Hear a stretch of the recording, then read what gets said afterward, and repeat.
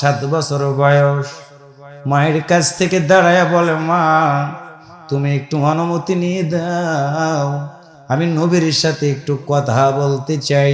ছোট্ট বালক দাঁড়ায়া বিশ্ব নবীর 2টা পা জড়ায় ধরে বলে, ইয়া রাসূলুল্লাহ সাল্লাল্লাহু আলাইহি ওয়াসাল্লাম, আমার জীবনের বড় একটা স্বপ্ন হলো, আমার মা প্রতি রাত যখন ঘুমাইতে যায়, শেষ রাতে উঠে যায় নামাজে দাঁড়ায়, আমার মা চোখের পানি ছেড়ে দিয়ে কেঁদে কেঁদে বলে, আল্লাহ আমি শহীদের মা হিসেবে আল্লাহর জান্নাতের ভিতর আমি থাকতে চাই। হুজুর মায়ের আশা পূরণ করুন, আমি যুদ্ধের ময়দানে যাব। আপনি বলেছেন আমি তরবারি চালাইতে পারবো না, চিরন্তন সত্য কথা। আমি তীর মারতে পারবো না, চিরন্তন সত্য কথা। কিন্তু নবী আমার, আমি আপনার কাছে একটা কথা জানতে চাই, বলেন তো চুলাতে যদি আগুন দেওয়া হয়, বড় খড়িটা দিয়ে কিন্তু আগুন আগে জ্বালানো হয় না, ছোট্ট খড়িটা দিয়ে আগুনটা ধরানোর পরে চুলাটার আগুনগুলো যখন জ্বলা শুরু হয়, তখন কিন্তু বড় বড় লাকড়িগুলো দিলে চুলার আগুনটা অনেক বেশি প্রজ্বলিত হয়ে যায়।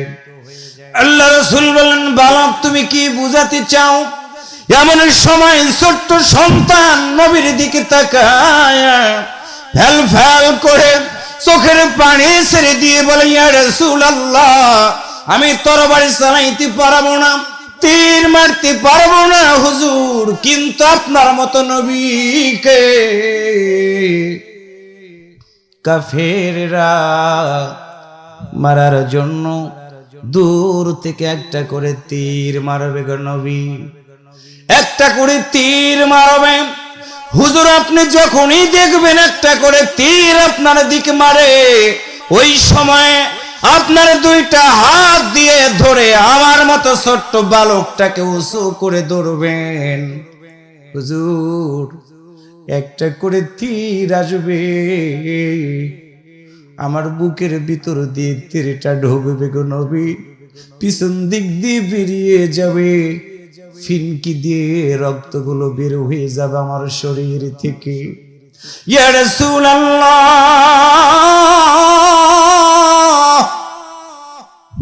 আমি সন্তানের প্রতিটা রক্তের ফোঁটাগুলো নিচের দিকে গড়িয়ে গড়িয়ে পড়বে, যতগুলো তীর মারবে আপনার মতো নবীর দিকে গো। আমার মতো ছোট্ট বালকটাকে আপনি উঁচু করে ধরবেন। হুজুর তীর মারার পরে আমার গোটা বডিটাতে তীর গেতে যাবে, শুধু তীর আর তীর। এরপরেও যদি দেখেন আমি শহীদ হই নাই, কাফিরেরা যখনই তরবারি দিয়ে আপনার মতো নবীর দিকে আঘাত করবে গো নবী, আমার মতো ছোট্ট সন্তানটাকে উঁচু করে ধরবেন তরবারির আঘাতে।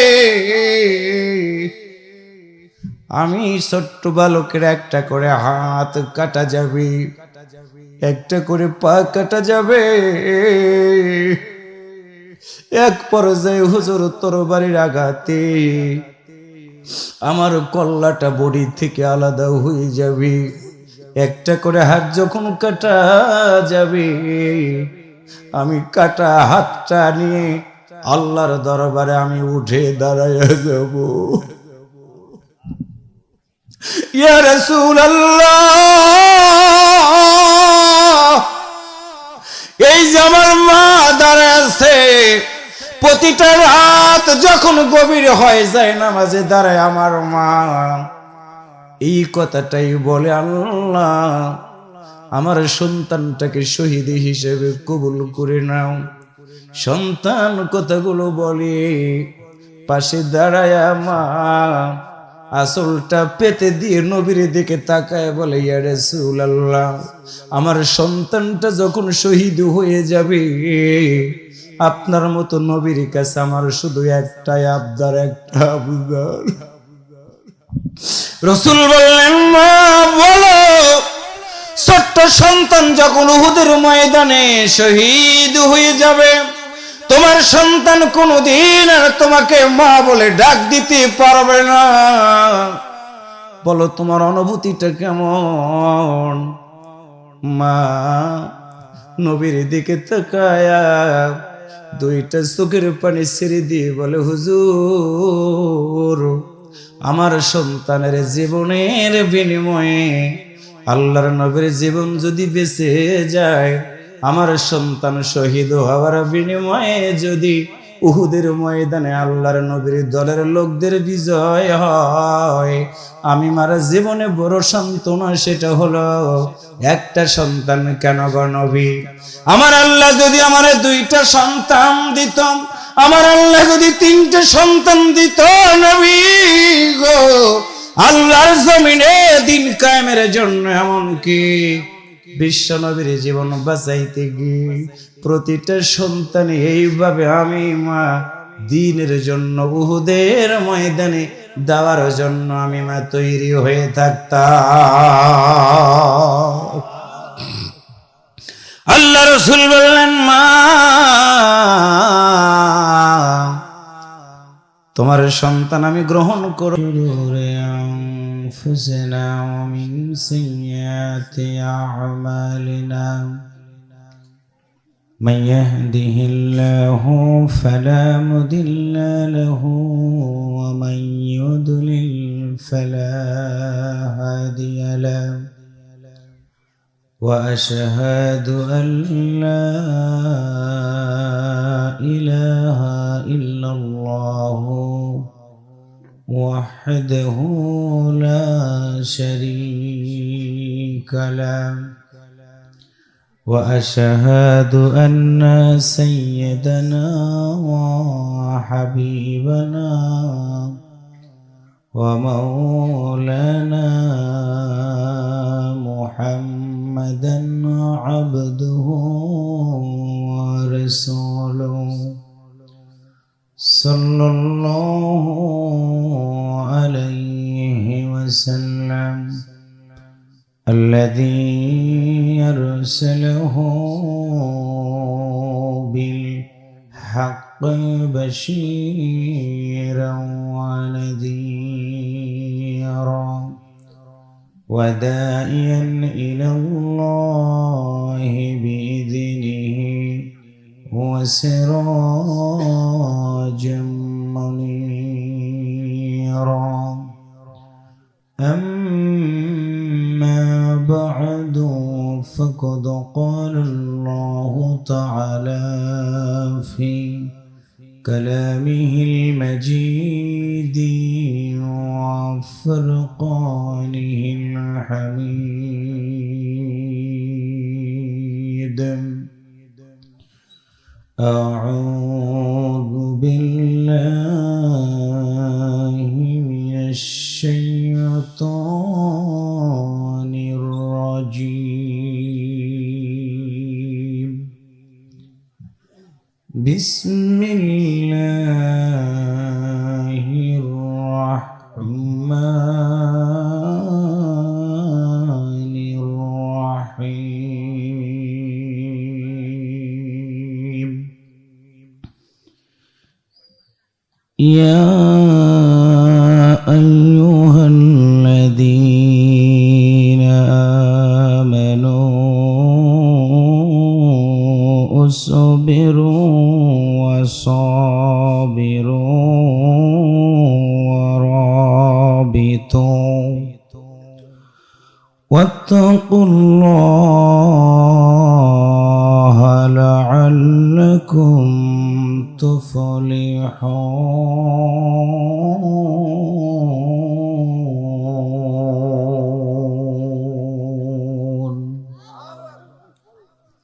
صدق الله المولانا العظيم وصدق نبي الكريم ونحن على ذلك من الشاهدين والشاكرين والحمد لله رب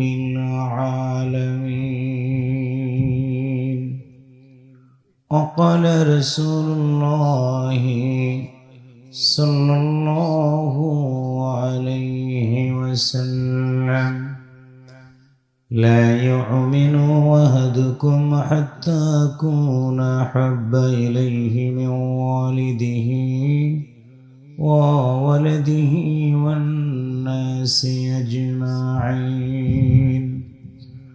وقال رسول الله صلى الله عليه وسلم بلغوا عني ولو آية.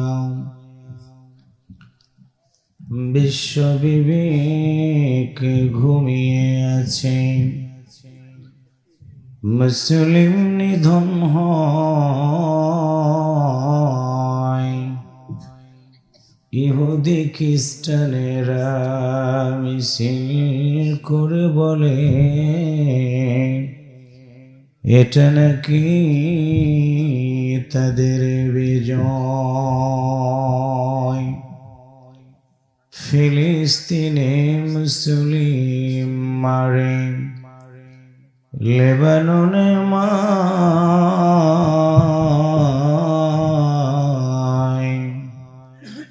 আর কতকাল থাকবা ঘুমায়া,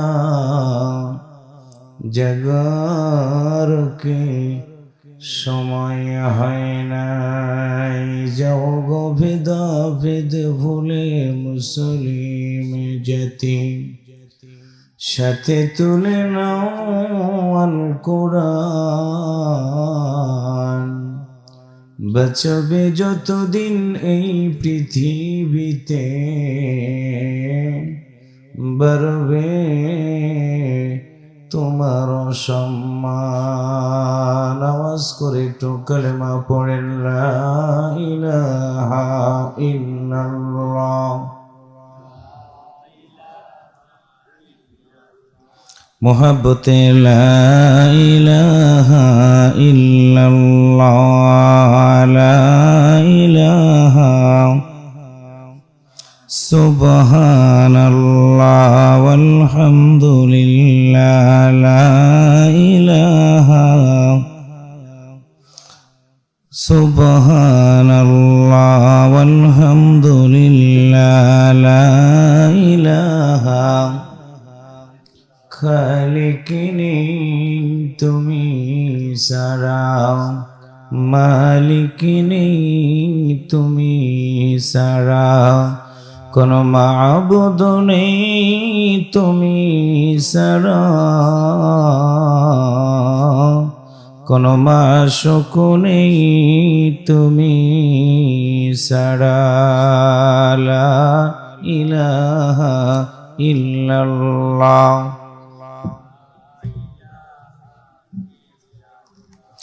লা ইলাহা ইল্লাল্লাহ মুহাম্মাদুর রাসূলুল্লাহ সাল্লাল্লাহু আলাইহি ওয়াসাল্লাম। বাংলাদেশের উত্তর জনপথের সুনামধন্য জেলা নীলফামারী, ডিমলা উপজেলাধীন নাউতাড়া পূর্বপাড়া দারুস সালাম জামে মসজিদের কমিটি কর্তৃক আয়োজিত যুব সমাজের উদ্যোগে 2 দিন ব্যাপী তাফসিরুল কোরআন মাহফিলের আজকের এই দ্বিতীয় রজনীর সম্মানিত শ্রদ্ধাভাজন সভাপতি, বিশিষ্ট শিক্ষানুরাগী হাজারো ছাত্রের ওস্তাদ জনাব মাওলানা মামুনুর রশিদ সাহেব, সহকারী শিক্ষক Nautara girls school and college, বারাকাল্লাহু ফি হায়াতি। আমার একটু অন্তর থেকে আওয়াজ করে বলি আমিন। আর একবার বলি, আজকের মাহফিলে প্রধান অতিথি হিসেবে বক্তব্য শুনিয়ে ধন্য করেছেন ইসলামী আন্দোলনের অন্যতম দায়িত্বশীল বিশিষ্ট ইসলামী চিন্তাবিদ, হাজারো ছাত্রের ওস্তাদ, ডোমার ডিমলার গণমানুষের প্রিয় নেতা হযরত মাওলানা অধ্যক্ষ আব্দুস সাত্তার সাহেব, আমির বাংলাদেশ জামাত ইসলামী নীলফামারী জেলা শাখা, সম্মানিত বিশেষ অতিথি বৃন্দ, বরেণ্য অতিথি মহোদয়গণ, আজকের মাহফিলের আলোচক বৃন্দ, বিশেষ করে একটু আগে কথা শুনে ধন্য করেছেন নীলফামারী জেলার মাটি ও মানুষের হৃদয়ের মানুষ প্রখ্যাত আলেমীদ্বীন হযরত মাওলানা আব্দুল হামিদ হুসাইনি সাহেব, সুযোগ্য উপস্থাপক, এই মাহফিল ইন্তেজামিয়া কমিটির সকল সদস্য ভাইয়েরা, বিভিন্ন রাজনৈতিক দলের নেতৃবৃন্দ, ইসলামী আন্দোলনের বিভিন্ন পর্যায়ের দায়িত্বশীল ভাইয়েরা, সম্মানিত সুধী মণ্ডলী, প্রাণপ্রিয় যুবক ভাইয়েরা, পর্দার আড়ালে সম্মানিতা শ্রদ্ধেয়া মা এবং বোনেরা, আল্লাহর ঘর মসজিদকে কেন্দ্র করে 2 দিন ব্যাপী তাফসীরুল কোরআন মাহফিলের আজকের এই সমাপনী রজনীতে আলোচনার শুরুতেই জানাচ্ছি আপনাদেরকে আন্তরিক অভিনন্দন, মোবারকবাদ।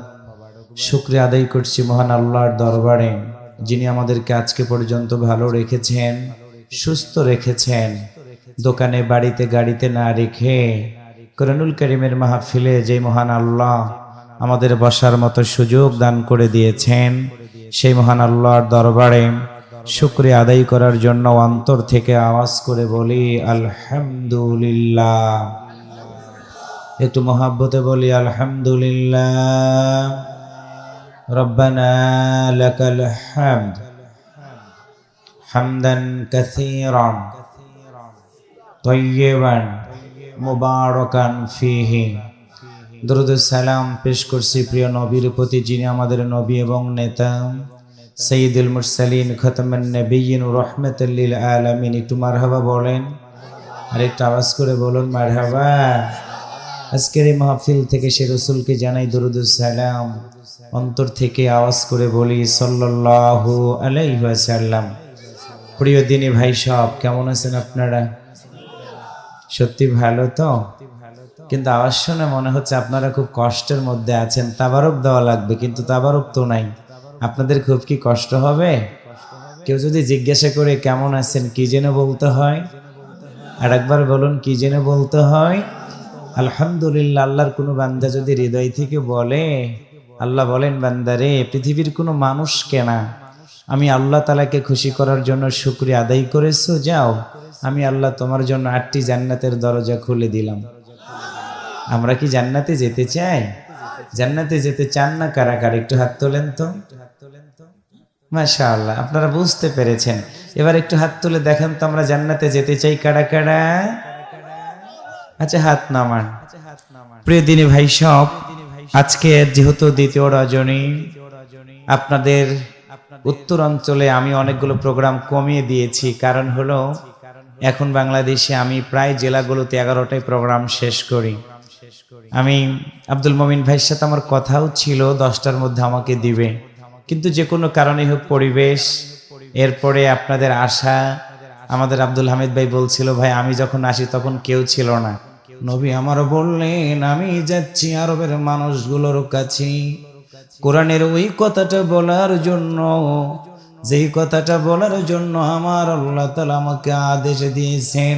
বিশ্ব নবী তার সুন্দর জবান দিয়ে কোরআনুল কারীমের সূরা হামিম সাজদার 33 নম্বর আয়াত সুন্দর কণ্ঠে তেলাওয়াত করা শুরু করে দিলেন। ওয়ামান আহসানু কাওলাম মিম্মান দাআ ইলাল্লাহি ওয়া আমিলা সালিহান ওয়া ক্বালা ইন্নানি মিনাল মুসলিমিন।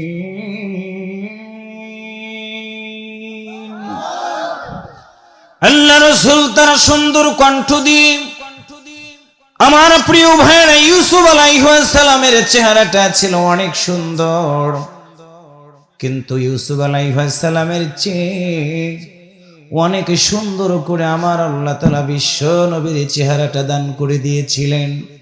কণ্ঠটাও এত সুন্দর ছিল, নবী যখন কোরআন তেলাওয়াত করত দূর থেকে মানুষগুলো পাখির ন্যায় তাকায় তাকায় নবীর কোরআন তেলাওয়াত গুলো শুনত। আল্লাহর নবী যখন এই বললেন তোমরা শুনে নাও, আমার আল্লাহ বলে দিয়েছেন ওই ব্যক্তির কথার চেয়ে কার কথা উত্তম হবে, কার কথা সুন্দর হবে, ওই ব্যক্তির কথার চেয়ে কার কথা উত্তম হবে, যে ব্যক্তি মানুষদেরকে আল্লাহর পথে আহ্বান করে, শুধু আহ্বানই করে না, নিজেও ভালো কাজগুলো করে, আবার দীপ্ত কণ্ঠে শপথ করে বলে আমি একজন তীরের ভিতরে পড়লাম, আল্লাহর নবী দাঁড়ায় থাকতে পারছে না, কষ্ট হয়। শুধু এতটুকু বলেছিলেন আরবের লোকেরা তোমরাই তোমাকে আল আমিনী হিসেবে জানো, তোমরাই তোমাকে সাদিক হিসেবে জানো। আজ কেমন কি হয়ে গেল কোরআনের কথা বলার কারণে তোমরা আমারে মারো।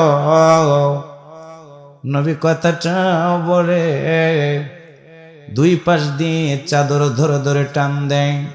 কিতাবের ভিতরে পড়লাম আল্লাহর নবীর গলাটার রগ মনে হয় বন্ধ হয়ে যাচ্ছে, আল্লাহর নবীর দম বন্ধ হয়ে যায়, আল্লাহর নবী কথা বলতে পারে না, দুইটা চোখ বেবে পানি গুলো গড়িয়ে গড়িয়ে নিচের দিকে পড়ে। আবু জাহেলের দলের লোকেরা তাকায় বলে আব্দুল্লাহর বেটা বলো তো, গামছা লাগাইছি তোমার গলায়, জোরে যদি টান দিই তোমার জীবন প্রদীপটা নিভে যাবে, বলো তুমি কোরআনের দাওয়াত দেওয়া বন্ধ করো বা কিনা। আল্লাহর নবীর দমটা বন্ধ হয়ে যায়, যাই ভাব দুইটা চোখ বেবে পানিগুলো গড়ায় গড়ায় নিচের দিকে পড়ে। আমরা কাঁদলে চোখ দিয়ে পানিগুলো বের হয়। সিরাতের ভিতরে পড়ে দেখলাম আল্লাহর নবীর যখন দুইটা চোখ দিয়ে পানিগুলো পড়তো, কিতাবের ভিতরে দেখেছি রে একটা করে মুক্তার দানা মনে হয় নিচের দিকে গড়িয়ে গড়িয়ে যাইতেছি। আল্লাহর নবীর দুইটা হাত আর ওঠে না। দূর থেকে সংবাদ দেওয়া হলো খাদিজা তুমি কি জানো তোমার স্বামীকে আবু জাহেলের দলের লোকেরা গলায় গামছা লাগাইছি। আল্লাহর নবীর কথাটা শোনা মাত্র খাদিজা একটা চিৎকার দিয়ে ডাক দিয়ে বলল আরবের লোকেরা রে এত নিষ্ঠুর হইও না, আমার স্বামীকে প্রাণে মেরো না। আমার স্বামী জিন্দেগিতে একটা বারের জন্য কোনোদিন মিথ্যা কথা বলে নাই, মিথ্যা কথা বলে নাই। কিতাবের ভিতরে পড়লাম আল্লাহর নবীর গলার গামছাটা এত জোরে টান দিয়েছে জীবন প্রদীপ মনে হয় নিভে যাবে নিভে যাবে। আমার আল্লাহ সইতে পারলেন না, জিবরাইল আমিনকে পাঠায়া দিয়া আবু জাহেলের দলের লোকদের সামনে এমন একটা আকৃতি তৈরি হয়ে গেল। আল্লাহর নবীর গলার গামছা ধরে টান দেয়, সামনের দিকে তাকায় দেখে বাঘের মতো একটা আকৃতি, কি যেন গলায় যে গামছা ধরে টান দেয় তাকে মনে হয় এখনই পৃথিবী থেকে বিদায় করে দিবে। আল্লাহু আকবার জোরে বলেন। আল্লাহর নবীকে ছেড়ে দিয়ে দৌড়ালো তারা। আল্লাহর নবী গলার ভিতরে প্রচন্ড আঘাত লেগে গেছে, এক পা দুই পা করে বাড়িতে গিয়ে তাকায় দেখে খাদিজা ঘরের দরজাটা খুলে দাঁড়ায় আছি। নবী আমরা ডাক দে বলে খাদিজা বলো তুমি কেন দাঁড়ায়। খাদিজার দুইটা চোখ বেয়ে পানিগুলো গড়ায় গড়ায় পড়তেছি। আল্লাহর নবী কি জড়াই দূরে বলে ইয়া রাসূলুল্লাহ শুনেছি আপনার মতো নবীর গলায় গামছা লাগাইছে আবু জাহেলের দলের লোকেরা। এই সংবাদটা শোনার পর আমি খাদিজার ঠিক থাকতে পারি নাই, ঘরের দরজাটা খুলে রেখে দিয়েছি। আল্লাহর নবী কোরআনের দাওয়াত দিতে গিয়েছে, না জানি যদি কষ্ট হয় আল্লাহর নবী দৌড় দিয়ে যেন ঘরের ভিতরে আসতে পারে, আমি খাদিজা যেন আপনার মতো স্বামীকে যেন বুকের সাথে আগলিয়ে রাখতে পারি। আল্লাহর নবীকে জড়ায় ধরে খাদিজা বললেন ইয়া রাসূলুল্লাহ বলেন কি কারণে আবু জাহেলের দলের লোকেরা আপনার গলায় গামছা লাগালো। আল্লাহর নবী ডাক দিয়ে বলে খাদিজা রে এই জমিনের মানুষগুলোকে আমি নবী আল্লাহর দিকে আহ্বান করি, এটা আমার অপরাধ। এই অপরাধের কারণে ওরা আমাকে পৃথিবী থেকে বিদায় করে দিতে চায়। খাদিজা ডাক দিয়ে বললেন স্বামী আমার তাওরাত কিতাবের পণ্ডিত আমারে জানাই দিয়েছে যতদিন না আপনার মতো নবীর মাধ্যম দিয়ে এই সমাজের বুকে দ্বীনি আন্দোলন, দ্বীনের পরিবেশ কায়েম না হবে, আবু জাহেল উতবা সাইবার লোকেরা যতই ষড়যন্ত্র করুক না কেন, তাদের ষড়যন্ত্রের জাল নস্যাৎ হয়ে গিয়ে আল্লাহ তাআলা আপনার মতো মহামানবকে একদিন বিজয় দান করে দিয়ে দিবে। আল্লাহর নবী সাহস হারালেন না। এই জন্য কোরআনুল কারীমের ভিতরে আমার আল্লাহ ডাক দিয়ে বলেন, ইয়া আইয়ুহাল্লাযীনা আমানু কু আনফুসাকুম ওয়া আহলিকুম নারা। হে ইমানদারগণ, তুমি আগে বাঁচাও জাহান্নামের আগুন থেকে, তারপর তোমার পরিবার পরিজনদেরকে বাঁচাও জাহান্নামের আগুন থেকে। নাউতারার মুসলমানেরা, পায়ে ধরে তোমাদের সামনে আজকে জানাই দিতেছি, শুনে রাখবা, তোমার সন্তান যদি খারাপ কাজের দিকে যায়, তোমার সন্তান যদি আল্লাহর আইনের বিরোধিতা করে, শুনে রাখো একটা হাদিস, কিয়ামতের ময়দান যেদিন শুরু হয়ে যাবে, আমার আল্লাহ তাআলা ডাক দেয়া বলবে, কোরআনুল কারীমের সূরা বনী ইসরাঈল 14 নম্বর আয়াত, ইকরা কিতাবাকা কাফা বিনাফসিকা আল-ইয়াওমা আলাইকা হাসিবা। একটু আল্লাহু আকবার জোরে বলেন। আল্লাহ বলবেন, বান্দারে পড়ো, তোমার আমলনামা আমি দেখব, তোমার আমলনামাতে কি আছে।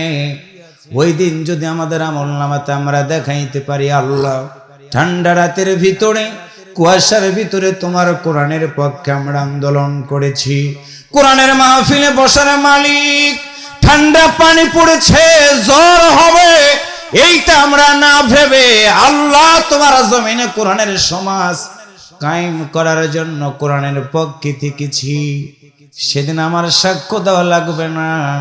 50 বছর আগের ইতিহাস যদি আমার ভাইরা সোনা সাক্ষ্য গ্রহণ করে কোরআনের পাখি সহ দ্বীনের দায়ীদেরকে যদি বিদায় করে দিতে পারে রে, কিয়ামতের ময়দানে আমার আল্লাহ কিরামান কাতিবিন সম্মানিত 2 জন লেখকের সাক্ষীটা গ্রহণ করে আমার আল্লাহ আমাদেরকে জান্নাতের মেহমান বানায় দিবে।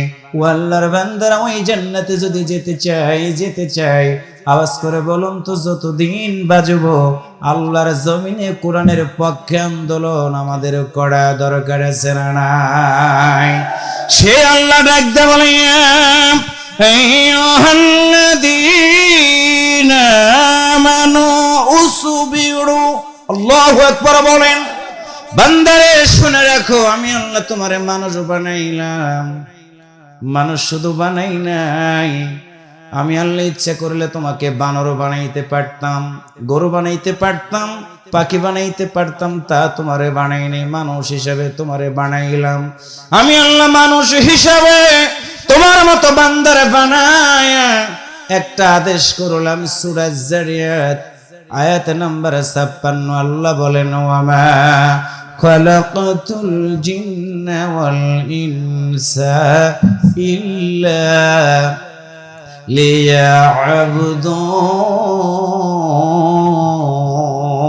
লিয়াবুদুন। একটু জোরে বলেন না ভাই, আল্লাহু আকবার। আল্লাহ বলেন, রাসূল বলে দাও, আমি মানুষ এবং জিন জাতিকে আমার ইবাদত করার জন্য সৃষ্টি করেছি। আল্লাহ রাসূল মালিকের দরবারে বলেন, আল্লাহ মানুষ বানায়া তুমি যদি ইবাদতের কথা বলো, তুমি কি বলবা না তোমার বান্দারা কি খাবে, রিজিকের জন্য কোন নেতার কাছে কার কাছে যাবে?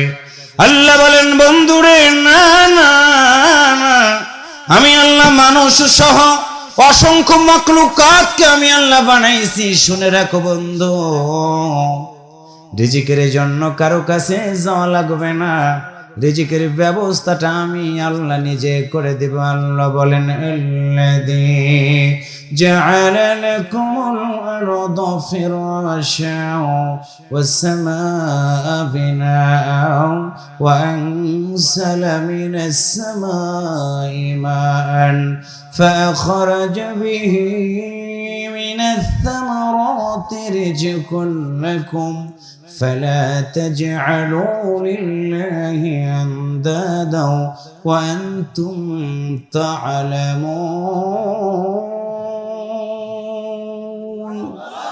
আরেকটু আওয়াজ করে বলুন আল্লাহু আকবার। আল্লাহ বলেন বন্ধুরে শুনে রাখো, আসমান বানালাম, জমিনটা বানালাম, জমিনের উপর আমার বান্দারা হেঁটে হেঁটে চলবে। শুধু এটা হবে না, জমিনের উপরে তারা হেঁটে হেঁটে কি করবে? আল্লাহ বলেন আকিমুস সালাত ওয়া আতুজ যাকাত ওয়ারকাউ মা'আর রাকিঈন। আমার এই জমিনের উপর দিয়ে আমার বান্দারা হাঁটবে, চলাফেরা করবে, রিজিকের ব্যবস্থাটা আমি আল্লাহ করে দিব। বান্দা যখন দায়িত্ব পেয়ে যাবে, আকিমুস সালাত, তারা নামাজ কায়েম করবে, ওয়াতুজ যাকাত, যাকাত প্রদান করবে, ওয়ারকাউ মা'আর রাকিঈন, তারা রুকুকারীদের সাথে রুকুকারী হয়ে যাবে। এই কাজগুলো করবে যখন নামাজ বিরোধী লোকেরা এই নামাজওয়ালা বান্দা বান্দীদের সাথে দুশ্মনী করবে তখন। কথা বলেন ঠিক কিনা? আল্লাহর বান্দারা নামাজ পড়বে যখন, নামাজ বিরোধী লোকেরা নামাজওয়ালাদের দেখতে পারবে না। সুদ খায় যারা, সুদখোর লোকেরা, সুদের বিরুদ্ধে কোনো বক্তা যদি বক্তব্য দেয় তাকে দেখতে পারবে না। আল্লাহর জমিনে কোরআনের পক্ষে আন্দোলনের কথা যারা বলে, আন্দোলন যারা পছন্দ করে না, ওই মানুষগুলো কিন্তু কোরআনওয়ালাদের কেউ দেখতে পারবে না। এই জন্য আল্লাহ তাআলা বলেন বান্দারে শুনে রাখো, আমি আল্লাহ তোমার ঈমানদারের খাতায় নামটা লেখায় রেখেছি। আল্লাহ বলেন ইয়া আইয়ুহাল্লাযীনা আমানু দুখুলু ফিস-সিলমি কাফা ওয়ালা তাত্তাবিউ খুতুওয়াতিশ শাইতান ইন্নাহু লাকুম আদুউম মুবিন। আল্লাহ বলেন ইয়া আইয়ুহাল্লাযীনা আমানু, হে ঈমানদারগণ, দুখুলু, আমরের শিখা, প্রবেশ করো, ফিস-সিলমে, শান্তির মধ্যে, ওয়ালা তাত্তাবিউ খুতুওয়াতিশ শাইতান, শয়তানের অনুকরণ করো না। শয়তান হলো প্রকাশ্য শত্রু। আল্লাহর বান্দারা একটা তথ্য নিয়ে যান, কোরআনের মানুষগুলো জেলখানার ভিতর থেকে যখন বের হয় তাদের মাথা ছিল উঁচু। আল্লাহু আকবার, জোরে বলেন। আর কোরআনের বিরুদ্ধের মানুষগুলো, নামাজের বিরুদ্ধের মানুষগুলো, আল্লাহর জমিনে দিন কায়েমের আন্দোলন যারা করে, তাদের বিরোধিতা যারা করেছে, এই দুইটা চোখ আমরা দেখি রে ভাই। তারাও আদালতের দিকে যায়, কিন্তু তাদের মাথাটা কিন্তু পুরো দিকে থাকে না। কারণ বাড়িওয়ালা থাকে সব সময় জাগ্রত, চোরও কিন্তু সারাক্ষণ থাকে দৌড়ের উপরে। আওয়াজ করে বলেন কথা ঠিক কিনা? সম্মানিত দিনী ভাই সব, এই জন্য আমার আল্লাহ তাআলা ডাক দিয়ে বলেন বান্দারে ইয়া আইয়ুহাল্লাযীনা আমানু, হে ঈমানদারগণ, উসবিরু, ধৈর্য ধারণ করো, ওয়াসাবিরু, ধৈর্যেরতা দেখাও, ধৈর্য হারা হবে না। টেনশন, দিন কায়েমের জন্য তিনটা জিনিসের দরকার হয়। এক নাম্বার হলো শহীদের রক্ত। শহীদের রক্তের কারণে বাংলাদেশের জমিনটা অনেক জায়গায় লাল হয়ে গেছে। একটু আল্লাহু আকবার জোরে বলেন। আল্লাহর বান্দার শহীদের রক্তের কারণে গোটা পৃথিবী দেখেছে লাশের উপরে সরে উল্লাস প্রকাশ করা। রক্তগুলো যখন ছিটে ছিটে পড়েছে রে ভাই, দিন কায়েমের রক্তটা যেখানে পড়বে, যেই জমিনে আমরা বসে বক্তব্য রাখতেছি আল্লাহর কোরআনের, ফসলটা যদি সুন্দর করতে চাই, আমরা সুন্দর করে সারগুলো বনে দেই, ইউরিয়া সার, টিএসপি সার, পটাশ সারগুলো যখন বনি, ধান যদি লাল হয়ে যায় কালো, জমিনটাতে উর্বরতা শক্তি ফিরে আসে। আল্লাহ বলেন বান্দারে শুনে রাখো, দিনের দাওয়াতি কাজ করবা, ধৈর্য হারা হবে না। জালিমরা তোমাদেরকে ধরবে, তোমাদেরকে মারবে, তোমাদের রক্তের প্রতিটা ফোঁটা আমি আল্লাহর জমিনের উপরে যখনই পড়বে, আমার ওয়াদা وعد الله الذين آمنوا وعملوا الصالحات لهم مغفرة وأجر عظيم আল্লাহ বলেন 10 টাকা কেজি চাল খাওয়াবো না আমি, এই ওয়াদা আমি আল্লাহ দেই নাই। কথা বলেন ঠিক কিনা? ঘরে ঘরে চাকরি দেব, এই ওয়াদা আমি আল্লাহ দেই নাই। ওয়াদা আল্লাহ, আমি আল্লাহ ওয়াদা দিয়েছি আল্লাযীনা আমানু, ঈমান যারা আনবে, ওয়া আমিলুস সালিহাত, ভালো কাজ যারা করবে, লাহুম মাগফিরাত, আমি আল্লাহ তাদের ক্ষমা করে দিব। নাও তারার মুসলমানের আমার সামনে যারা বসে আছেন, আওয়াজ করে বলুন তো, আমাদের জীবনে কি গুনাহ আছে না নাই? যারা চুপ করে বসে আছেন তারা মনে হয় ফেরেশতা। আওয়াজ করে বলুন, তোমাদের জীবনে কি গুনাহ আছে না নাই? আল্লাহ বলেন লাহুম মাগফিরাত, আমি আল্লাহ তোমাদের গুনাহ খাতাগুলো মাফ করে শুধুই দিব না, ওয়া আজরুন আযীম, বান্দারে শুনে রাখো, তোমাকে মহা পুরস্কার দিব, সেইটা হলো আমি আল্লাহর জান্নাত। সুবহানাল্লাহ, জোরে বলেন। ও আল্লাহর বান্দারা শুনে রাখো, এই জন্য আল্লাহ তাআলা বলছেন, শহীদের রক্তটা যখন জমিনের উপরে পড়বে, গোটা পৃথিবীর মানুষ ভাববে লোকটা মরে গেছে। আল্লাহ বলেন না না না, আমি আল্লাহ বললাম তারা মরে যায় নাই। ওয়ালা তাকুলু লিমান ইয়াকতালু ফি সাবিলিল্লাহি আমওয়াত বাল আহইয়াউ ওয়ালাকিন লা তাশউরুন। আল্লাহ বলেন বান্দারে শুনে রাখো, আমি আল্লাহর জমিনে ঈমান ঠিক রাখতে গিয়ে ধৈর্য ধারণ করার পরও তোমাদের যদি জালিমরা মেরে ফেলে দেয়, টেনশন করবা না। আমি আল্লাহ বললাম তোমরা মরে যাও নাই, তোমরা শহীদ হয়ে গেছো। শহীদ মৃত্যুর এত সুন্দর মৃত্যু রে ভাই, মরতে দেরি হবে, আল্লাহর জান্নাতে যেতে আমার আল্লাহ তাআলা দেরি করাবে না। আল্লাহ বলেন বান্দারে শুনে রাখো, আমি আল্লাহ তোমাদের রিজিক দেই, যার কারণে একজন শহীদ ব্যক্তির কবর যখন 3 বছর 4 বছর পর, এমনকি 10 বছর পরে ও যদি কবর খনন করা হয়, অনেক শহীদ ব্যক্তির বডিটাও কিন্তু দেখা গেছে কাপনের কাপড়টা পর্যন্ত লাল হয় নাই। একটু আল্লাহু আকবার জোরে বলেন। আল্লাহ বলেন বান্দারা শুনে রাখো, আমি আল্লাহ তোমাদের জানাই দিলাম, আমি আল্লাহর শাসন ব্যবস্থা সমাজে যখন কায়েম করতে চাইবা, আমার নবী সমাজ ব্যবস্থার পরিবর্তন করে আমি আল্লাহর জমিনে আল্লাহর দিনটা কায়েম করার চেষ্টা করার কারণে 3টা বছর বিশ্ব নবীকে জেলখানার ভিতরে থাকতে হয়েছে। নাও তারার মুসলমানেরা বুঝবেন আপনারা, আমরাও যদি আল্লাহর জমিনে দিন কায়েম করতে চাই, আমাদেরকেও 100% জেলখানায় যাওয়াই লাগবে। কথা বলেন ঠিক কিনা? আল্লাহর নবী কোরআনের সমাজ কায়েম করতে গিয়ে সাহাবীরা জীবন দিয়েছে।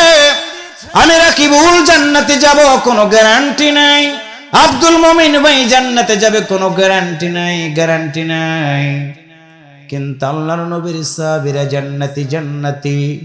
আমার আল্লাহ বলেছেন রাদিয়াল্লাহু আনহু ওয়া রাদু আন, আল্লাহর বান্দারা তারা যদি দিনের জন্য জীবন দিতে পারে রে ভাই, আমি রাকিবুল কেন ময়দানে যাব না? আপনারা কেন ময়দানে যাবেন না? প্রয়োজন যদি হয় ফাঁসির মঞ্চে যাব, ফাঁসির রশিটা গলায় নিব, কিন্তু জালিমদের কাছে কখনো প্রাণ ভিক্ষা চাইব না। এর নাম হলো ইমানদার, এর নাম হলো ধৈর্য ধারণ। আর এর বিনিময়ে আমার আল্লাহ বলেছেন আমি তোমাদেরকে জান্নাত দিয়ে দিব। একটু সুবহানাল্লাহ জোরে বলেন। আল্লাহর নবী জান্নাতের ওয়াজ যখন করতেছিলেন, সম্মানিত প্রিয় ভাইরা, আল্লাহর নবীর সাহাবী আব্দুল্লাহ ইবনে আওম রাদিয়াল্লাহু তাআলা আনহু নবীর সামনে এসে দাঁড়ায়া গেল। রাসূল বলেন, আব্দুল্লাহ ইবনে আওম তুমি কেন দাঁড়ায়া গেলা? আল্লাহ রাসূলের দিকে তাকায়া বলে, ইয়া রাসূলুল্লাহ, আপনি তো বলেছেন দিনের জন্য, কথা শুনতে গিয়ে ধৈর্য ধারণ করবে, ধৈর্য ধারণ করতে গিয়ে তারা যদি জীবন প্রদীপটা নিভে যায়, আল্লাহ তাআলা তাকে জান্নাত দিয়ে দিবে। আমি আব্দুল্লাহ ইবনে আওয়াম আপনার মতো নবীর সাথে আমি জান্নাতের ভিতরে থাকতে চাই। একটু আল্লাহু আকবার জোরে বলেন। সম্মানিত দিনী ভাই সব, আল্লাহর নবীর মতো মহামানবের শরীরে আরবের লোকেরা আঘাত করেছে। সূরা আল ইমরান পড়ে দেখবেন, সূরা আনফাল পড়ে দেখবেন ভালো করে। আল্লাহর নবী কোরআনের দাওয়াত দেওয়ার কারণে বদরের যুদ্ধ সংগঠিত হলো, পিতা পুত্রের বিরুদ্ধে যুদ্ধ হলো। আপনাদেরকে জানাই দিতে চাই ইতিহাস সাক্ষ্য, কোরআনের পক্ষে যখনই আপনি কথা বলবেন, কোরআন বিরোধী লোকেরা আপনার সামনে যুদ্ধ করার জন্য আসবে, মারামারি করবে, এমনকি সেন্টারে গিয়ে কোরআন ওয়ালাদের এজেন্ট গুলোকেও গলা ধাক্কা দিয়ে বের করে দিবে। কথা বলেন ঠিক কিনা? আমার সম্মানিত প্রিয় ভাইরা, আল্লাহর নবী কেউ গলা ধরে ধাক্কা দিয়ে বের করে দিয়েছেন, সাহাবীদের কেউ গলা ধরে ধাক্কা দিয়ে বের করে দিল। যখন ওয়ারাবিতু, আল্লাহ রাসূল বললেন তোমরা এবার প্রস্তুতি গ্রহণ করো, গলা ধাক্কার আমরা সইব না, সইব না। পিছাইতে পিছাইতে পিঠ আমাদের দেয়ালে ঠেকে গেছে, আর আমরা পিছাবো না। আল্লাহর নবী বললেন সাহাবীরা রে, এখন আমি নবী সৈনিক রিক্রুট করার জন্য আজকে সিদ্ধান্ত নিয়ে নিলাম। কে আছো? আমি নবীর সাথে সৈনিক রিক্রুট হয়ে আমি নবীর সাথে জান্নাতে যাওয়ার জন্য সিদ্ধান্ত নিতে পারবা।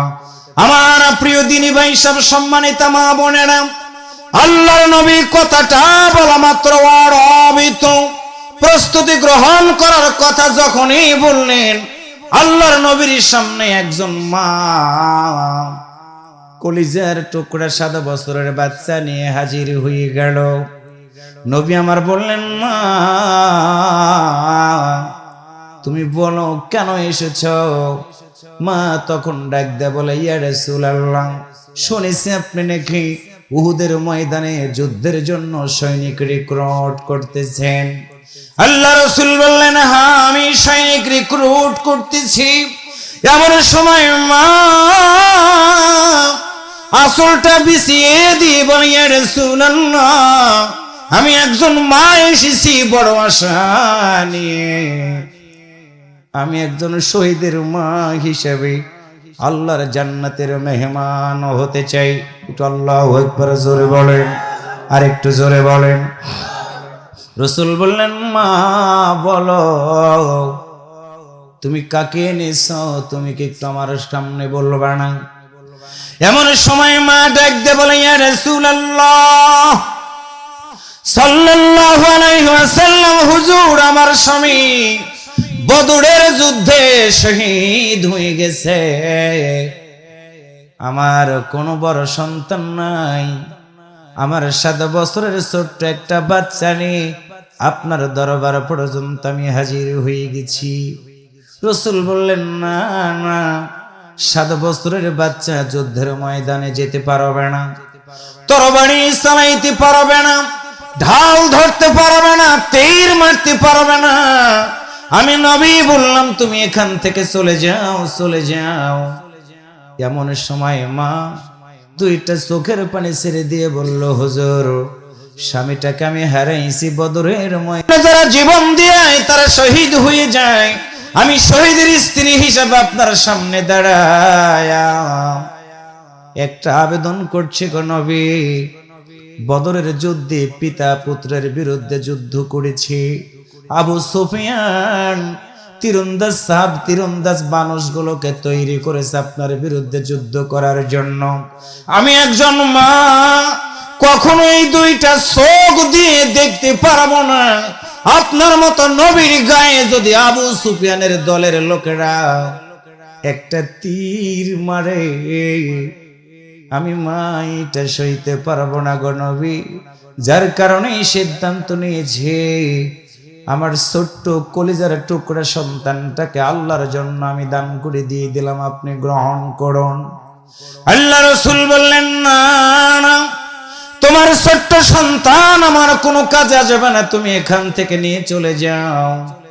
ছোট্ট বালক 7 বছর বয়স মায়ের কাছ থেকে দাঁড়ায়া বলে, মা তুমি একটু অনুমতি নিয়ে দাও, আমি নবীর সাথে একটু কথা বলতে চাই। ছোট্ট বালক দাঁড়ায়া বিশ্ব নবীর 2টা পা জড়ায় ধরে বলে, ইয়া রাসূলুল্লাহ সাল্লাল্লাহু আলাইহি ওয়াসাল্লাম, আমার জীবনের বড় একটা স্বপ্ন হলো, আমার মা প্রতি রাত যখন ঘুমাইতে যায় শেষ রাতে উঠে যায় নামাজে দাঁড়ায় আমার মা চোখের পানি ছেড়ে দিয়ে কেঁদে কেঁদে বলে, আল্লাহ আমি শহীদের মা হিসেবে আল্লাহর জান্নাতের ভিতর আমি থাকতে চাই। হুজুর মায়ের আশা পূরণ করুন, আমি যুদ্ধের ময়দানে যাব, আপনি বলেছেন আমি তরবারি চালাইতে পারবো না, চিরন্তন সত্য কথা। আমি তীর মারতে পারবো না, চিরন্তন সত্য কথা। কিন্তু নবী আমার, আমি আপনার কাছে একটা কথা জানতে চাই, বলেন তো চুলাতে যদি আগুন দেওয়া হয়, বড় খড়িটা দিয়ে কিন্তু আগুন আগে জ্বালানো হয় না, ছোট্ট খড়িটা দিয়ে আগুনটা ধরানোর পরে চুলাটার আগুনগুলো যখন জ্বলা শুরু হয় তখন কিন্তু বড় বড় লাকড়িগুলো দিলে চুলার আগুনটা অনেক বেশি প্রজ্বলিত হয়ে যায়। আল্লাহ রাসূল বলেন, বালক তুমি কি বুঝাতে চাও? এমন সময় ছোট্ট সন্তান নবীর দিকে তাকায় ফ্যাল ফ্যাল করে চোখের পানি ছেড়ে দিয়ে বলে, ইয়া রাসূলুল্লাহ আমি তরবারি চালাইতে পারবো না, তীর মারতে পারবো না হুজুর, কিন্তু আপনার মতো নবীকে কাফেররা মারার জন্য দূর থেকে একটা করে তীর মারবে গো নবী, একটা করে তীর মারবে। হুজুর আপনি যখনই দেখবেন একটা করে তীর আপনার দিকে মারে, ওই সময় আপনার 2টা হাত দিয়ে ধরে আমার মতো ছোট্ট বালকটাকে উঁচু করে ধরবেন। হুজুর একটা করে তীর আসবে, আমার বুকের ভিতর দিয়ে তীরটা ঢুকবে গো নবী, পিছন দিক দিয়ে বেরিয়ে যাবে, ফিনকি দিয়ে রক্তগুলো বের হয়ে যাবে আমার শরীর থেকে। ইয়া রাসূলুল্লাহ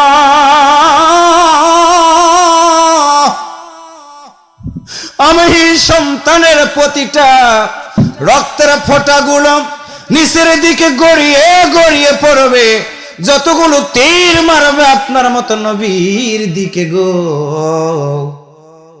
আমার মতো ছোট্ট বালকটাকে আপনি উঁচু করে ধরবেন। হুজুর তীর মারার পরে আমার গোটা বডিটাতে তীর গেতে যাবে, শুধু তীর আর তীর।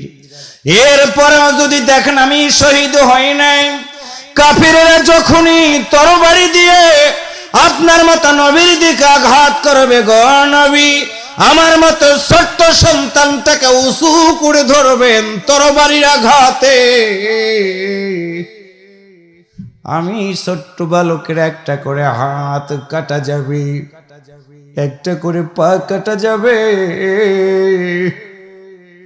এক পর্যায়ে হুজুর তরবারির আঘাতে আমার কল্লাটা বডি থেকে আলাদা হয়ে যাবে, একটা করে হাত যখন কাটা যাবে আমি কাটা হাতটা নিয়ে আল্লাহর দরবারে আমি উঠে দাঁড়াইয়া যাব। ইয়া রাসূলুল্লাহ এই যে আমার মা দাঁড়ায় আছে, প্রতিটা রাত যখন গভীর হয়ে যায় নামাজে দাঁড়ায় আমার মা এই কথাটাই বলে, আল্লাহ আমার সন্তানটাকে শহীদ হিসেবে কবুল করে নাও। সন্তান কথাগুলো বলে পাশে দাঁড়ায় মা আসলটা পেতে দিয়ে নবীর দিকে তাকায় বলে, ইয়া রাসূলুল্লাহ আমার সন্তানটা যখন শহীদ হয়ে যাবে আপনার মতো নবীর কাছে আমার শুধু একটাই আবদার, একটা আবদার। রাসূল বললেন, মা বলো ছোট্ট সন্তান যখন উহুদের ময়দানে শহীদ হয়ে যাবে তোমার সন্তান কোনদিন আর তোমাকে মা বলে ডাক দিতে পারবে না। বলো তোমার অনুভূতিটা কেমন? মা নবীর দিকে তাকায়া দুইটা চোখের পানি ছেড়ে দিয়ে বলে, হুজুর আমার সন্তানের জীবনের বিনিময়ে আল্লাহর নবীর জীবন যদি বেঁচে যায়, আমার সন্তান শহীদ হওয়ার বিনিময়ে যদি উহুদের ময়দানে আল্লাহর নবীর দলের লোকদের বিজয় হয়, আমি মারা জীবনে বড় সান্ত্বনা সেটা হলো একটা সন্তান কেন গো নবী? আমার আল্লাহ যদি আমার দুইটা সন্তান দিত, আমার আল্লাহ যদি তিনটে সন্তান দিত নবী গো, আল্লাহর জমিনে দিন কায়েমের জন্য এমনকি বিশ্ব নবীর জীবন বাঁচাইতে গিয়ে প্রতিটা সন্তান এইভাবে আমি মা দিনের জন্য উহুদের ময়দানে দেওয়ার জন্য আমি মা তৈরি হয়ে থাকতাম। আল্লাহ রাসূল বললেন, মা তোমার সন্তান আমি গ্রহণ করব না, তবে দোয়া করে দিলাম তোমার সন্তান যেই জান্নাতের ভিতরে থাকবে, তুমিও একই জান্নাতের ভিতরে তুমি থাকবা। আল্লাহ রাসূল কথাটা বলা মাত্র আবু সুফিয়ানের দলের লোকেরা একত্রিত হয়ে গিয়ে আল্লাহর নবীর কাছে সংবাদ পাঠিয়ে দিল, আব্দুল্লাহর বেটা বদরের যুদ্ধে আবু জাহেলকে মেরে ফেলেছ, তার সন্তান ইকরামা এসেছে, তোমার মতো নবীর সামনে যুদ্ধের ময়দানে যাবে। আল্লাহর নবীর কানের ভিতর আওয়াজ ভেসে এলো। আল্লাহর নবী তালহা রাদিয়াল্লাহু তাআলা আনহুকে ডাক দিয়ে বললেন, তালহা রে, আবু জাহেল পৃথিবীতে নাই, ওর সন্তান ইকরামা টার্গেট করে আমার মতো নবীকে বিদায় করে দিবে। আল্লাহর নবী কথাটা বলা মাত্র তালহা রাদিয়াল্লাহু তাআলা আনহু নবীর ডান পাশে এসে দাঁড়ায় গিয়ে বললেন, ইয়া রাসূলুল্লাহ, আমি তালহা বেঁচে থাকতে ইকরামা কেন, গোটা দুনিয়ার শত শত কাফেরেরাও এসে আপনার মতো নবীর গায়ে একটা ফুলের টোকাও দিতে আমি তালহা দিব না। একটু আল্লাহু আকবার জোরে বলেন। সম্মানিত দিনী ভাই সব, আল্লাহর নবীর সামনে এইভাবে করে করে উহুদের ময়দানে আমার প্রিয় দিনী ভাই সব বুঝবেন ভালো করে, ইকরামার নেতৃত্বে, আবু সুফিয়ানের নেতৃত্বে, খালিদ বিন ওলীদের নেতৃত্বে 3000 কাফেরেরা একত্রিত হয়ে উহুদের প্রান্তরে তারা হাজির হয়ে গেল। আল্লাহর নবী সাহাবীদেরকে নিয়ে উহুদ পাহাড়ের পাশে অবস্থান করার পরে 50 জন সাহাবীদেরকে বললেন, সাহাবীরা রে, আমি নবীর পক্ষ থেকে যতক্ষণ পর্যন্ত তোমাদের কাছে লোক পাঠানো না হবে ততক্ষণ পর্যন্ত তোমরা কিন্তু এই গুহাটা ছেড়ে দিবা না, ছেড়ে দিবা না, ছেড়ে দিবা না। একটু আল্লাহু আকবার জোরে বলেন, আর একটু জোরে বলা দরকার। আল্লাহ রাসূল বললেন, আরাবিতু, প্রস্তুতি গ্রহণ করো, ইত্তাকুল্লাহ, আল্লাহর ভয়টা দিলের ভিতরে নিয়ে তোমরা ময়দানে দাঁড়ায়া যাবা। আমি নবী বললাম তোমরা এই গুহাটা ছাড়বা না, ছাড়বা না। যুদ্ধের দামামা বেজে গেল ভাই। আল্লাহর নবীর সাহাবীরা ময়দানে দাঁড়ায়া গেল। 1000 মুসলমান নিয়ে যাওয়ার পরে গোটা দুনিয়ার 1 নম্বর মুনাফিক আব্দুল্লাহ ইবনে উবাই 300 জলিলুল কদর সাহাবী নবী মনে করতেন, কিন্তু আব্দুল্লাহ ইবনে উবাইয়ের অনুসারী হওয়ার কারণে 300 জন মুসলমানদেরকে নিয়ে তিনি চলে গেলেন। 700 জন মুসলমান থেকে গেল। আল্লাহর নবী তখন দিলের ভিতরে বড় আঘাত পেয়েছিলেন, কারণ হলো ময়দানে যাওয়ার পরে কেউ যদি পলায়ন করে এর চেয়ে বিপদ আর কখনো হতে পারে না। আল্লাহর নবী 700 জন মুসলমানদের দিকে তাকায়া 2টা চোখের পানি ছেড়ে দিয়ে বললেন, সাহাবীরা রে, আমি নবী তোমাদের জন্য একটা ওসিয়ত করে দিয়ে যেতে চাই, তোমরা কথাগুলো ভালো করে শুনবা। আমরা উহুদের ময়দানে এসেছি, পিছনের আর কোনো জায়গা নাই। ওরাবিতু, প্রস্তুতি গ্রহণ করো, দেয়ালে পিঠ থেকে গেছে। আবু জাহেল নাই, তার সন্তান ইকরামা প্রতিশোধ নিবে, আবু সুফিয়ান প্রতিশোধ নিবে, যুবক কাফের নেতা খালিদ বিন ওয়ালিদ প্রতিশোধ নিবে। তবে আমি তোমাদের বলে দিলাম, ইত্তাকুল্লাহ, আল্লাহর ভয়টা দিলের ভিতরে রেখে ময়দানে অবস্থান যদি করো, মাতা নাসরুল্লাহ, আল্লাহর সাহায্য অবশ্যই আসবে। একটু আল্লাহু আকবার জোরে বলেন। সম্মানিত দ্বীনি ভাই সব, আল্লাহর নবীর সাহাবীরা প্রস্তুতি গ্রহণ করার পরে যুদ্ধের দামামা যখন বেজে গেল, আল্লাহর নবীর সাহাবীরা তরবারি নিয়ে ঝাঁপায়ে পড়লেন। এক পরাজয় আবু সুফিয়ানের নেতৃত্বে যেই মুশরিকরা ছিল, তাদেরকে বিদায় করতে করতে তাদের তাবু পর্যন্ত পার হয়ে যাওয়ার পরে আল্লাহর নবীর সাহাবীরা চিন্তা করে দেখলো, যুদ্ধের ময়না হয় বিজয় হয়ে গেছে। আল্লাহর নবী গর্তের ভিতরে আছেন। তালহা রাদিয়াল্লাহু তাআলা আনহুর নেতৃত্বে 9 জন সাহাবী আল্লাহর নবীর ডান দিকে, বাম দিকে, সামনে পিছনে গর্তের ভিতরে নবীর নিরাপত্তা দিচ্ছে। আল্লাহর নবী গর্তের ভিতর থেকে, আমার প্রিয় ভাইরা, আল্লাহর নবীর সাহাবীরা আবু সুফিয়ানদেরকে তাবুর পার করে দেওয়ার পরে গনিমতের মাল যখন সংগ্রহ করা শুরু করে দিলেন, ওই যে গর্তের পাহাড়ের কিনারে 50 জন সাহাবীকে রেখে দিয়েছিলেন। আল্লাহর নবী বলেছিলেন একটা কথা, আমি নবী তোমাদের বলে দিলাম, আমি নবী যদি শহীদ হয়ে যাই, তোমরা চিন্তা করবা না, তোমরা জায়গা ছাড়বা না, যতক্ষণ পর্যন্ত না আমার পক্ষ থেকে কোনো লোক এসে তোমাদেরকে না জানাবে, তোমরা জায়গাটা ছাড়বা না। 2 নম্বর হলো, যুদ্ধের বিজয়ও যদি হয়, যুদ্ধের বিজয়ও যদি হয়, আমি নবীর পক্ষ থেকে তোমাদের কাছে কোনো লোক এসে না বলা মাত্র তোমরা কিন্তু এই জায়গাটা ছাড়বা না।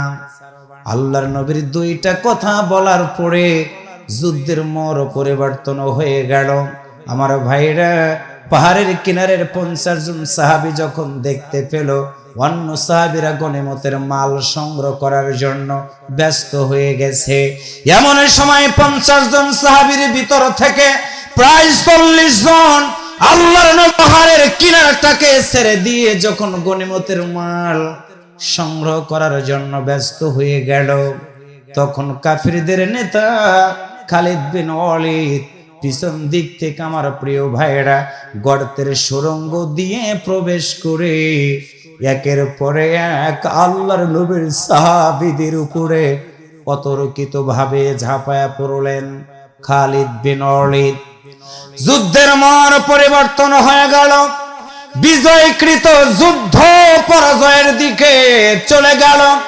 আল্লাহর নবীর 2টা আদেশ না মানার কারণে একদিকে খালিদ বিন ওয়ালিদ পিছন দিক থেকে আক্রমণ করতেছেন, অন্যদিকে আবু সুফিয়ান যখন দেখলো আল্লাহর নবীর দলের লোকেরা একত্রিত নাই, আলাদা হয়ে গেছে, খালিদ বিন ওয়ালিদের আক্রমণের কারণে গোটা উহুদের ময়দানে আওয়াজ ছড়িয়ে গেল, আল্লাহর নবী পৃথিবী থেকে বিদায় হয়ে গেছে, আল্লাহর নবী পৃথিবী থেকে বিদায় হয়ে গেছে। এই সংবাদ ছড়ায় দেওয়ার কারণে আল্লাহর নবীর সাহাবীরা পাগলের মতো হয়ে গিয়ে যারা যারা মতো চিৎকার করে করে বললেন, না না, যেই নবীর জন্য যুদ্ধের ময়দানে এসেছি সেই নবী যদি না থাকে রে, কার জন্য যুদ্ধ করব? কেউ বা জীবন বাঁচানোর জন্য গর্তের দিকে দৌড়ায়। এমন সময় আবু সুফিয়ানের নেতৃত্বে, ইকরামার নেতৃত্বে 10 জন যুবক কাফেররা এসে তাকায় দেখে তালহা রাদিয়াল্লাহু তাআলা আনহু এবং জুবাইর রাদিয়াল্লাহু তাআলা আনহু সহ 9 জন সাহাবী আল্লাহর নবীকে গর্তের ভিতরে পাহারা দিয়ে রাখতেছেন। ইকরামা দেখলেন আল্লাহর নবী সুস্থ আছেন, হঠাৎ করে মনে হয়ে গেল তার বাবা আবু জাহেলের কথা।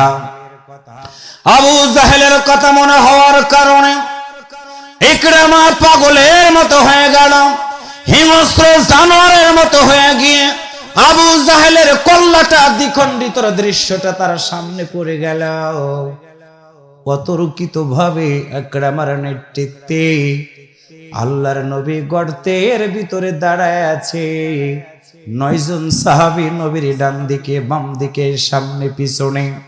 ইকরামার নেতৃত্বে, খালিদ বিন ওয়ালিদের নেতৃত্বে একদল কাফেরেরা আল্লাহর নবীর নিরাপত্তার জন্য 7 জন সাহাবীকে শহীদ করে দেওয়ার পর আল্লাহর নবী যখনই দাঁড়ায় আছেন, ইকরামার নেতৃত্বে আমার ভাইরা তরবারি দেওয়া আঘাত করার একজন চিন্তা করতেছে।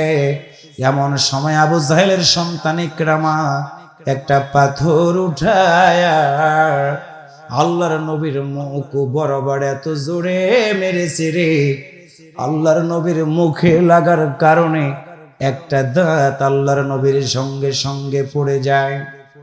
আল্লাহর নবীর মুখে আঘাত লেগে গেল। আল্লাহর নবীর মুখ বেয়ে বেয়ে রক্তগুলো গড়িয়ে গড়িয়ে পড়ে। আল্লাহর নবী কথা বলতে পারছে না, কষ্ট হয়। এমন সময় খালিদ বিন ওয়ালিদের নেতৃত্বে একজন কাফের এসে তরবারি দিয়ে এত জোরে আল্লাহর নবীর কল্লার উপরে আঘাত করে, লোহার হেলমেটটা ভেঙ্গে আল্লাহর নবীর মাথার ভিতরে লোহার হেলমেটের একটা অংশ ঢুকে যায়। আল্লাহর নবী দাঁড়ায় থাকতে পারে না, আল্লাহর নবী জমিনের উপরে পড়ে গেল। খালিদ বিন ওয়ালিদ একের পরে এক আল্লাহর নবীকে মারার জন্য চেষ্টা করতেছে। তীর আসতেছে একের পরে এক। আল্লাহর নবীকে সামনে নিয়ে নবীর 2 জন সাহাবী জুবাইর এবং তালহা রাদিয়াল্লাহু তাআলা আনহু একবার নবীর সামনে দাঁড়ায়, পিছন দিক থেকে তীর মারে, আল্লাহর নবীকে সামনের দিক থেকে নিরাপত্তা দেয়। তীরটা যখন পিছনে লাগে, নবীর চোখের সাথে চোখ মিলায়া তালহা রাদিয়াল্লাহু তাআলা আনহু মুস্কি হাসি দেয়। আল্লাহ রাসূলের গায়ে আঘাত শুরু হয়ে গেল। সম্মানিত দিনী ভাই সাহেব, আল্লাহর নবী আর দাঁড়ায় থাকতে পারলেন না, জমিনের উপরে শুয়ে পড়ে গেলেন।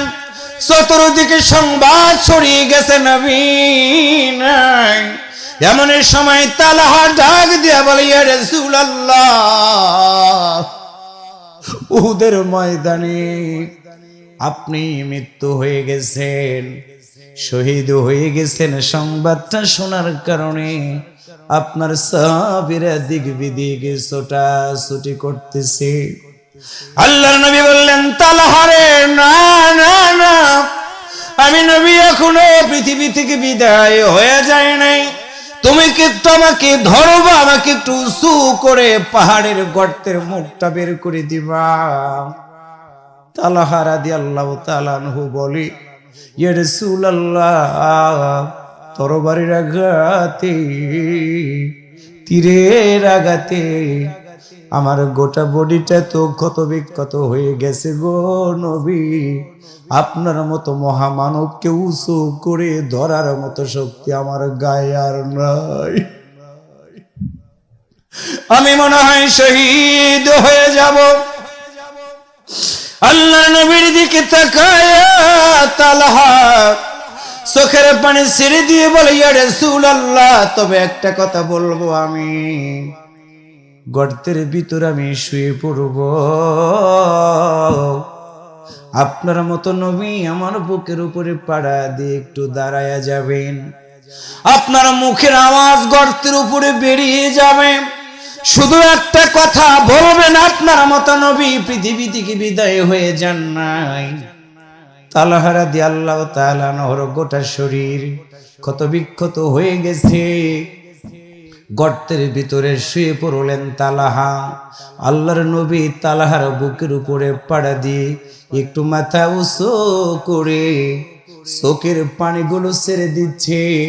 দাড়ি মোবারক রক্ত দিয়ে লাল হয়ে যাচ্ছে মাথার হেলমেটটা ঢোকার কারণে। আল্লাহর নবী কথা বলতে পারে না, শুধু একটা কথাই বললেন, ও নবীর সাহাবীরা রে, আমি নবী পৃথিবী থেকে এখনো বিদায় হই নাই, যুদ্ধের ময়দানে আমি এখনো অবস্থান করতেছি। ইথারের সাহায্যে আল্লাহ তাআলা সাহাবীদের কানের ভিতরে কথাগুলো পৌঁছে দিয়ে দিলেন। সাহাবীরা অরবিত জীবন চলার পথ পরিক্রমায় এমন প্রস্তুতি গ্রহণ করলেন, আল্লাহর নবী বেঁচে আছে, মরতে যদি হয় এখনই মরে যাব, আর যদি বাঁচতে হয় আল্লাহর নবীকে নিয়ে বাঁচব।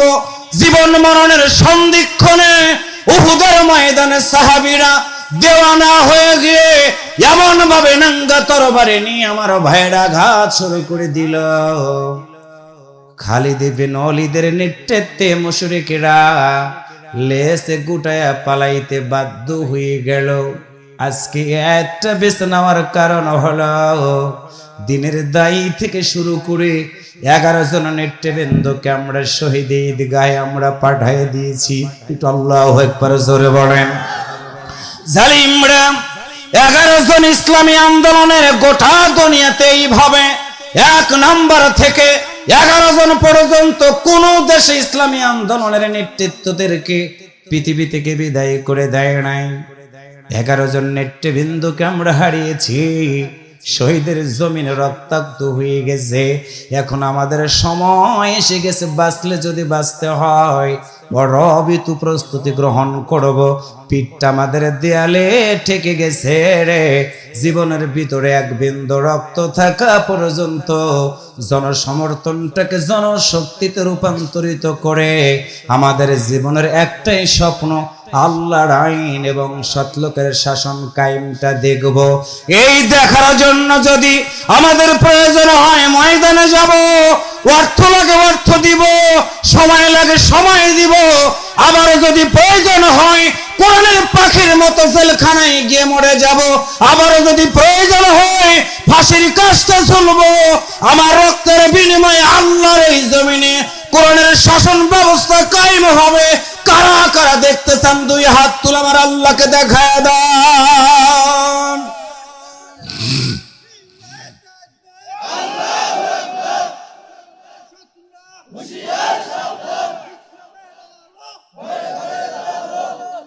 হাত নামান।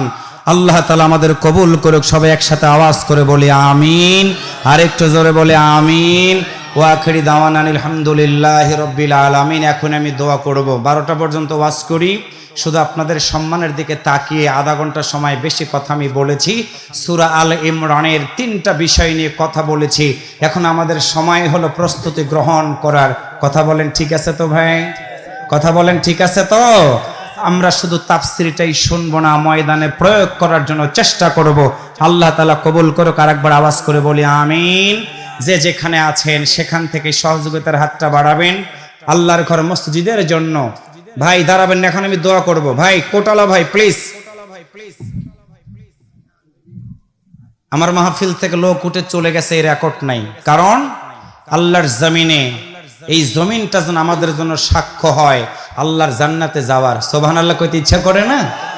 সেই সাক্ষ্যটা হিসেবে আমি আপনাদের কাছে কোরআন এবং হাদিস থেকে একটা কথা আমি এদিক সেদিক যাইনি।